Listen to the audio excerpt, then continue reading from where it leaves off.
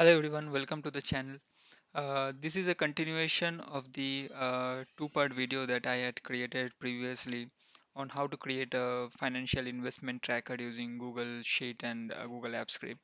So in the last two videos, I have shown you how you can uh, arrange your data or the trades and the buys and the sales that you have carried out in the ledger sheet. And after you have arranged them, following some of the rules that I had mentioned previously in the videos, how you can track all those investments after after some scripting in Google Apps Script, which I have also shown in part 2 of the video. What are the implementation of the scripts. So if you haven't checked those two videos out, you can always pause this video, go back to the playlist. The link is in the description, and you can first check those videos out so that you are able to understand the context in which I'm speaking, and you can then come back to this video and continue watching.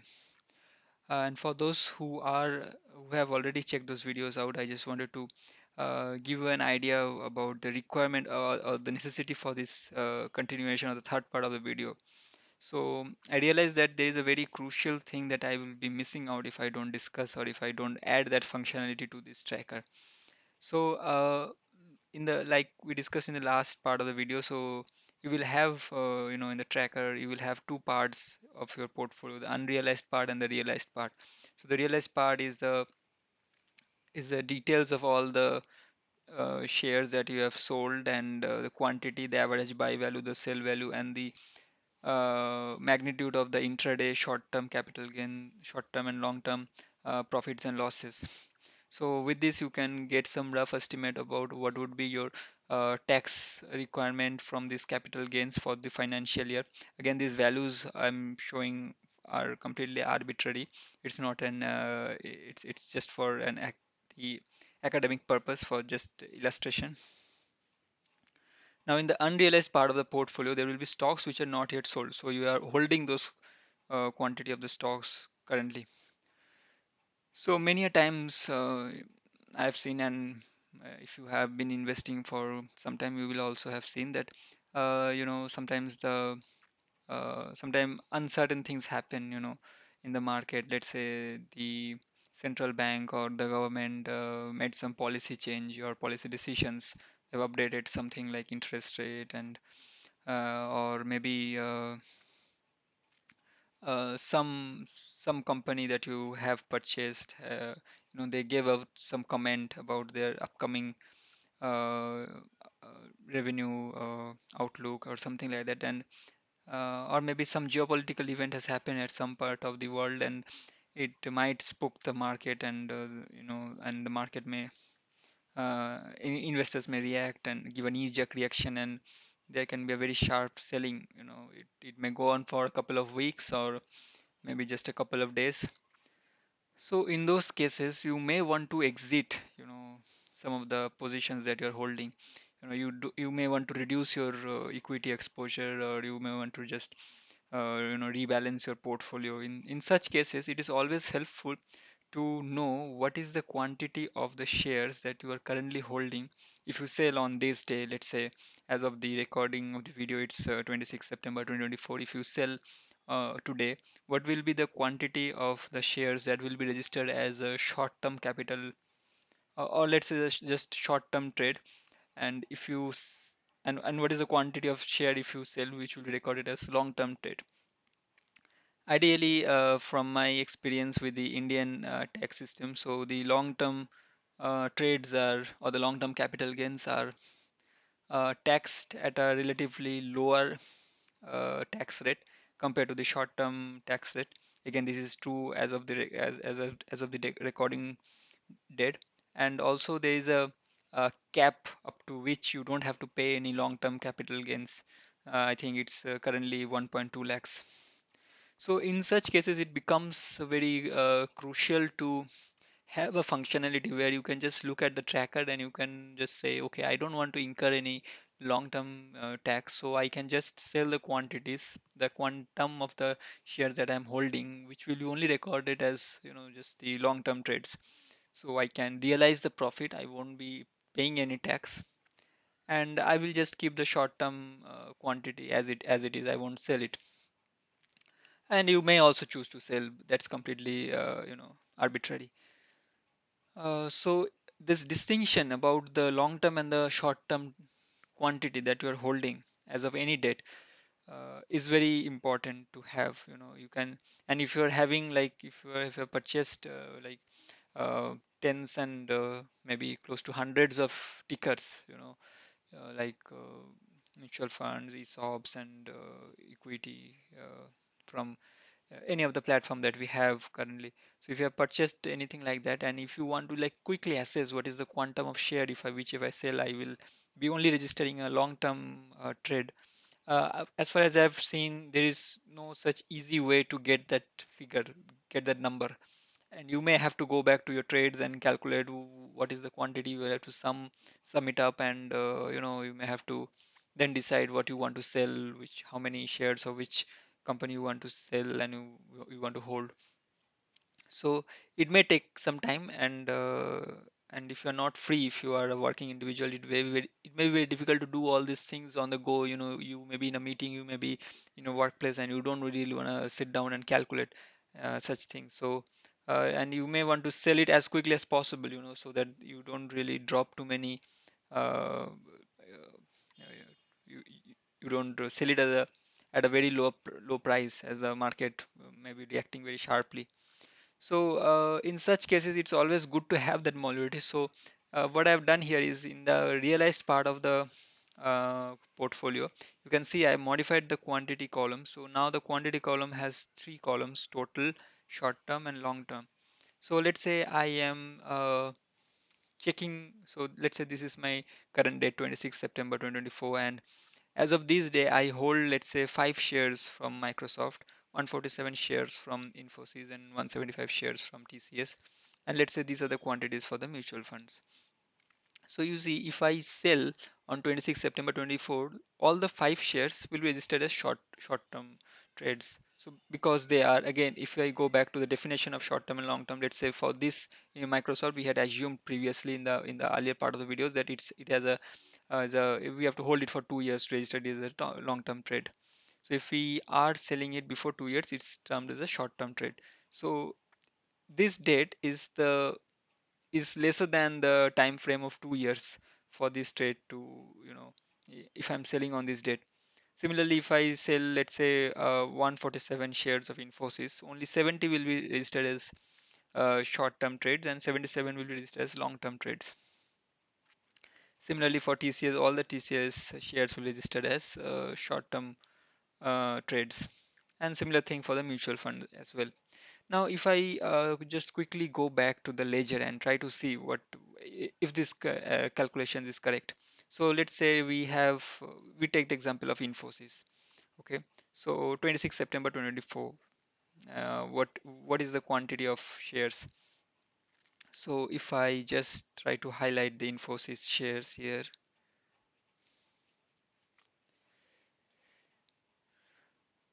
so you see, we have this 25 shares, which is registered as an intraday. So this will be kind of nullified. So we will not consider this. So out of these 50 shares, let's say, and also we are talking about, let's say, so 20, till we have trades till, let's say, 2nd September. So we will have to consider all the trades that are coming before the date of 26 September.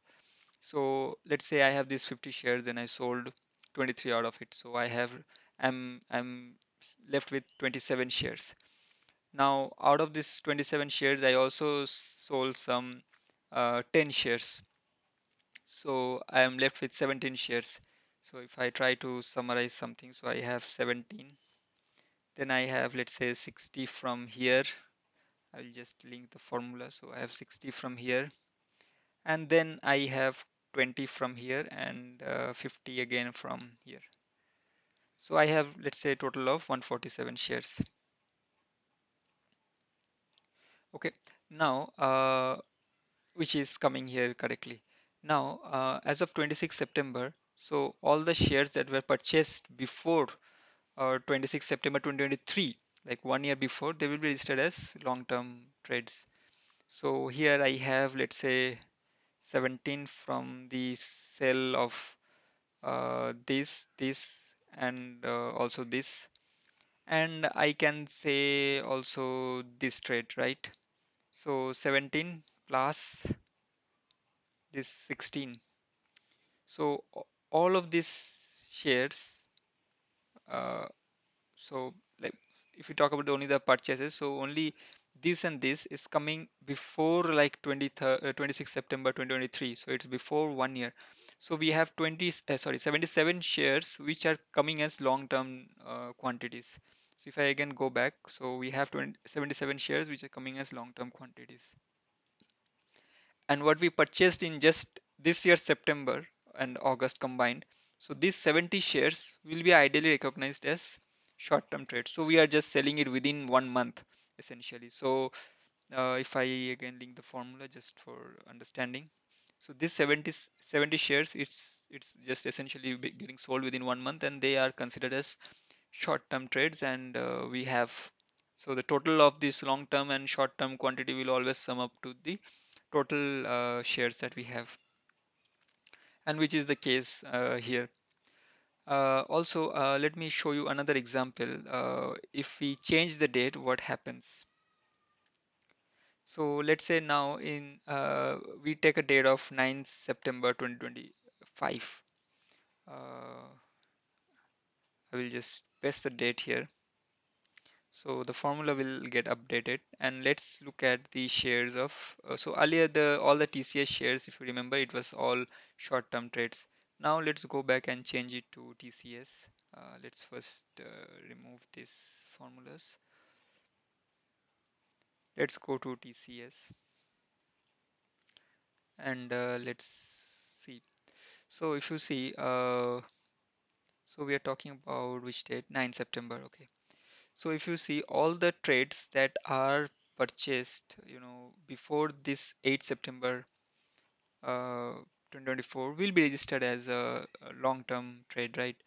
Because they are almost exactly 1 year, 1 day later we are selling it. So this,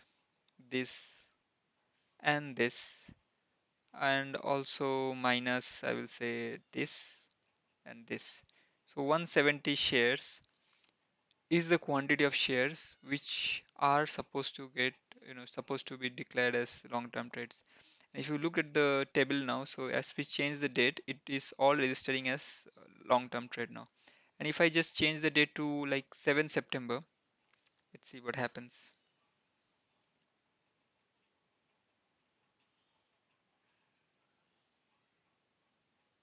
So you see you have a division now of long-term and short-term trades. So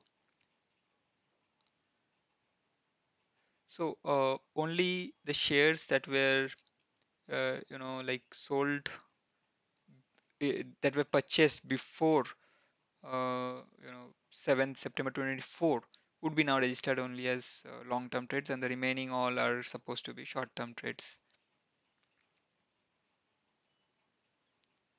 Okay. Yep.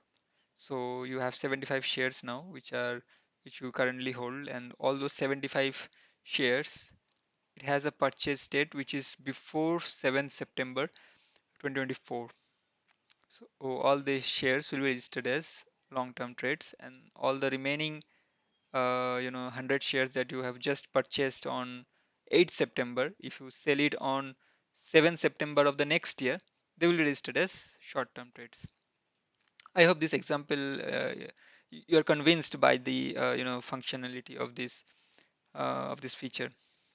Now, as an additional example, let's also take, let's say, the case of ESOP.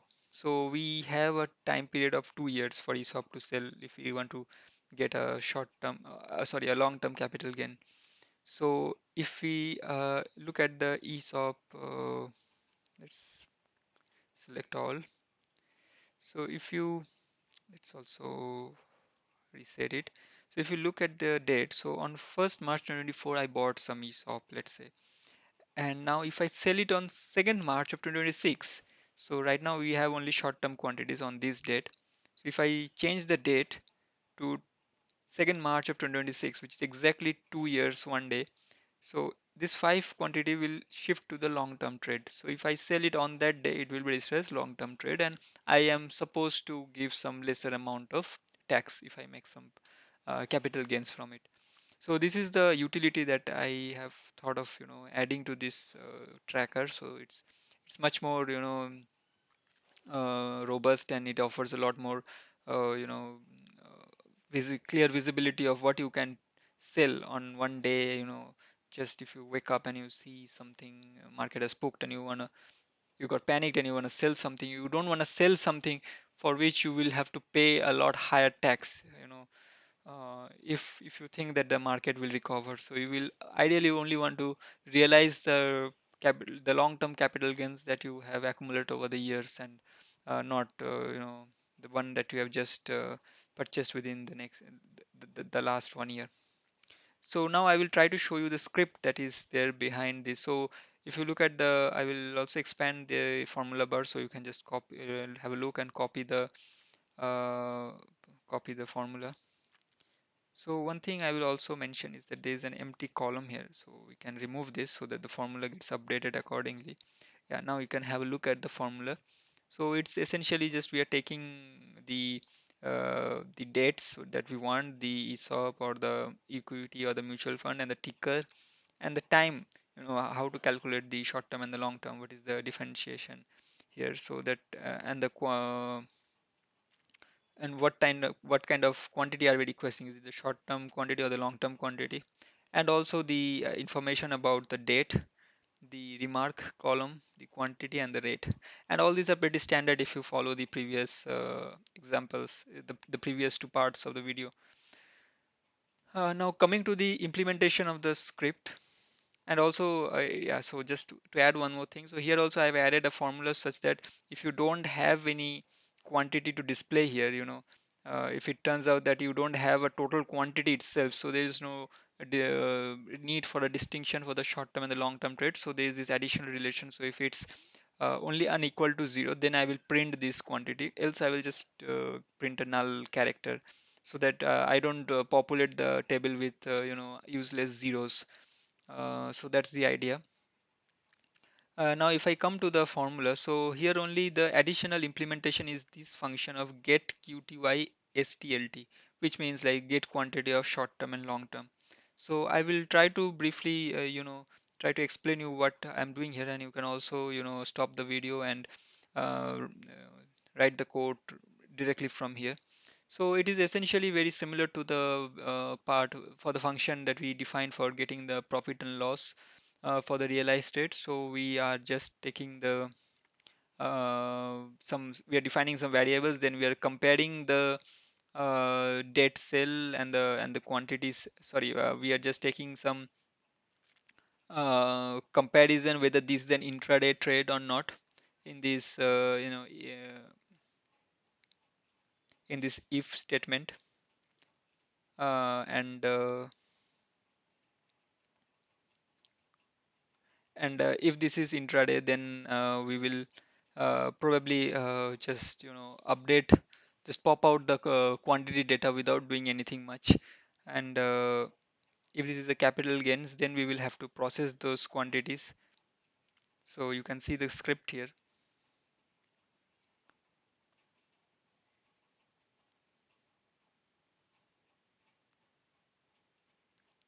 And after the quantity is calculated, and after we have popped out all the quantities that are that have been already sold.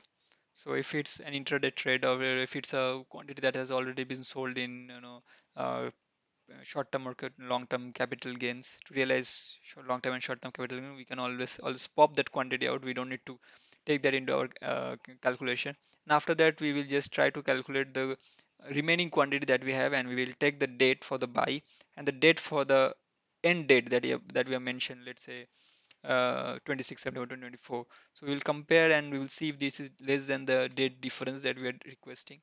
Let's say 2 year, 1 year, 3 year period, and accordingly we will try to classify. We will try to sum the quantity, and based on the tag that we have, let's say it's a ST or a LT, we will try to sum it in one loop, and then we will just return the quantity out.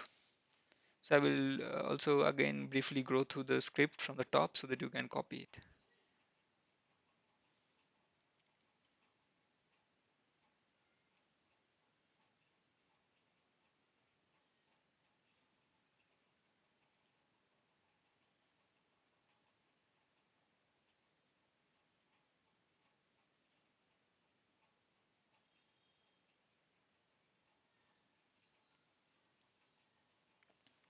So guys, that's it for the video. Do let me know in the comment section if you have any further queries, if you want to add any more functionality, and also let me know if you think some other features that can be really helpful for tracking the investments, or different kinds of instruments that we invest in. Do share your thoughts on the comment, and do like the video if you uh, watch the if you like the content, and do subscribe to my channel. It really helps a lot. Thank you.